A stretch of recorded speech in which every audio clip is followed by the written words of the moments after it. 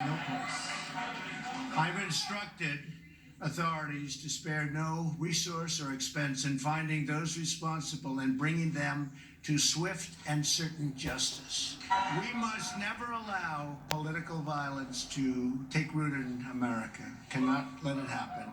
And I'm committed to doing everything in my power as president to stop it. And to stop it now.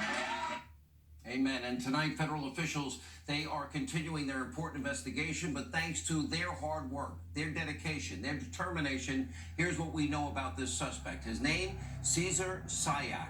Now, he's a middle-aged Florida resident with an extremely long criminal track record, including multiple counts of theft, drug charges, illicit steroid use, and much more. He was even charged with making a bomb threat back in 2002, and throughout his life, Sayoc has accumulated dozens of felony and misdemeanor charges, and he reportedly filed for bankruptcy in 2012 when he lived with his mother. Now, his van was covered with dozens of bizarre bumper stickers, including many that were derogatory, some threatening to Democrats. His multiple social media accounts were equally odd, very disturbing, and as you can see, this is the picture of an irrational man who is deeply, deeply troubled. And like the president said, we want anybody responsible for this heinous bomb scare to be held responsible to the fullest extent of the law. If Sayoc is found guilty, he should go to prison for an extremely long period of time. These actions are deplorable, inexcusable. There is no room for political violence in this country. We solve our problems like in 11 days at the ballot box. And as I've said many times, this is a very serious story, but over the course of this week, what we have seen, what we have witnessed in the mainstream media and the left has been downright disgraceful. Before ever even knowing who was responsible for this heinous act, the media started playing the blame game, rushing to judgment as usual. They put facts last.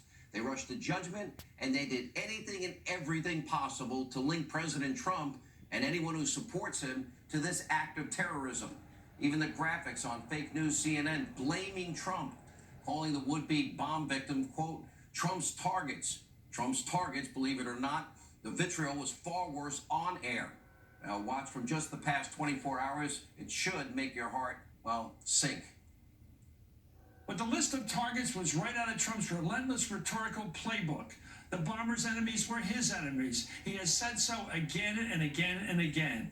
Everybody should stop pretending that Trump doesn't really know what he's doing. That when he says these things, he knows exactly what he's trying to encourage. Donald Trump fails the country. He doesn't just fail Democrats.